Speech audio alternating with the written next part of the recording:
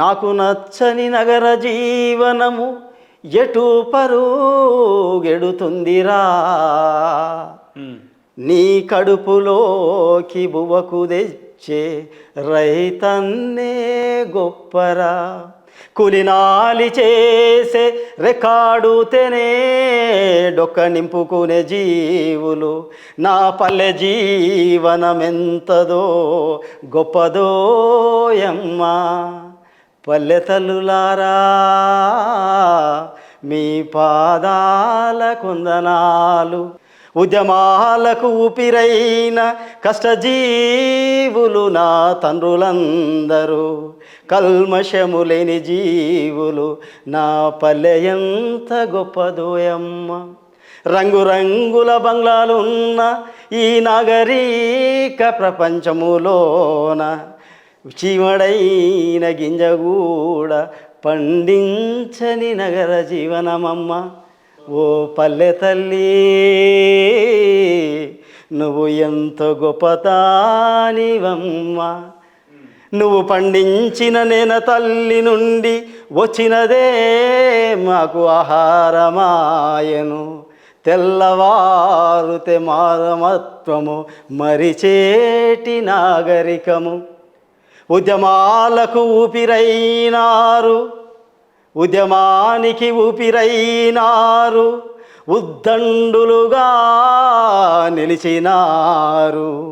ఉద్యమాన్ని నిలువెత్తు తీసుకెళ్ళిన పల్లె జీవనం. రికార్డు తెడొక్కాడని అన్ని కులాల వారు పాల్గొన్నరమ్మా. ఉద్యమాన్ని ఢిల్లీ దాకా తీసుకెళ్ళిన ప్రజలమ్మ. పల్లె జీవనం గురించి మంచిగా ఎక్స్ప్లెయిన్ చేశారు. అంటే ఈ ప్రాంతంలో ఉన్నటువంటి ఎటుపోతుంది, మూసినాది ముక్కు మూసుకొని పోరాని వెలివేస్తుంది. మానవత్వమే మంటగలిపిన రోజు నగర జీవనమే అమ్మ. మెలుకు మెలుకులాంటి వెలుతూరులతో ఇది నా ప్రపంచమానుకునే నగర జీవనము. పల్లె రైతన్నలు పండించకుంటే మడిపోయి మషైతవురా. ఓ నగరమా, నీకు బుద్ధి లేని ప్రజలారా. ఒక్కరా ఓకే, కాంగ్రెస్ పార్టీ గెలవటానికి ప్రజలే ఉన్నారు. ప్రజలు గొప్పతనం. ఇక్కడంతా మానవత్వం లేనటువంటి నాగరిక ప్రపంచం. డబ్బు డబ్బు డబ్బు సంపాదించాలి, మానవత్వం లేదు. అందుకనే ఈ కళ్ళల్లో ఉన్నటువంటి వ్యవస్థ, ఈ నాగరిక వ్యవస్థ అంటే నాగరీకరణ. పట్టణం అనే ఈ లైట్లలో ఉంటున్నాం కదా. అవును, తిండి రైతు అన్నది. అందుకే రైతన్నకు పాటలు పాడిన నేను, నాకు ఏడుపు వస్తుంది. అందుకనే అవును. అయ్యో అన్నదాతలు, తెలంగాణ రైతన్నలు, గుండెలవసిపోయేలా జరుగుతుండే ఆత్మహత్యలు. అయ్యో అన్నదాతలు, తెలంగాణ రైతన్నలు, గుండెలవసిపోయేలా జరుగుతుండే ఆత్మహత్యలు. పురుగుల మందే తాగుతున్నారా. అయ్యో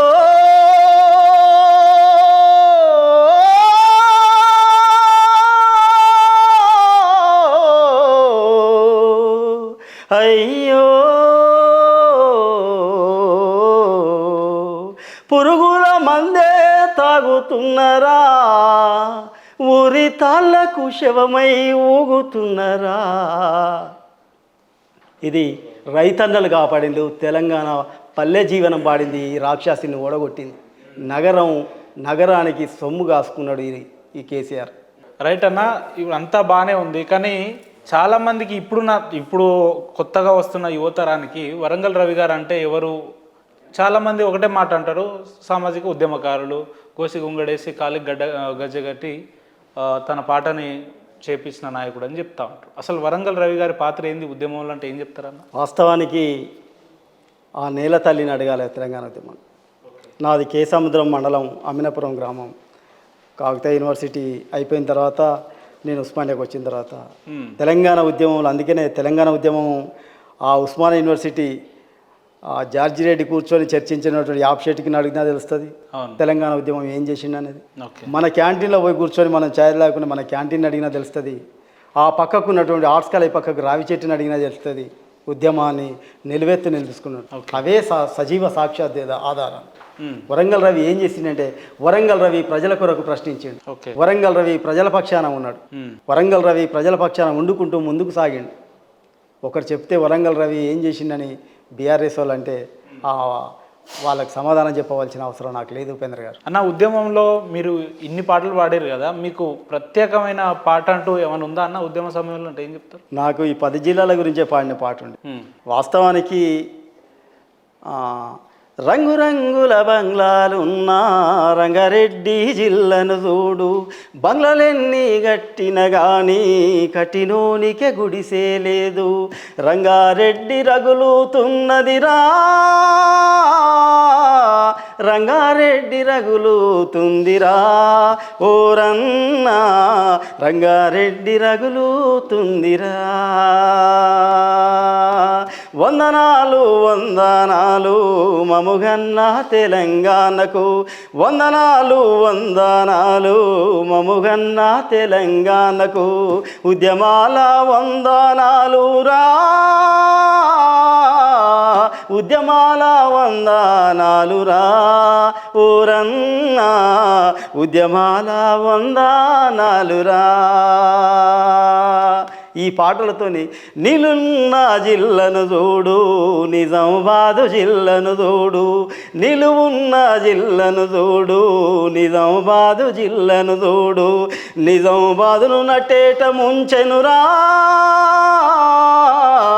నిజామాబాదు నిప్పులు గక్కెరా ఓరన్నా, నిజామాబాదు నిప్పులు గక్కెరా.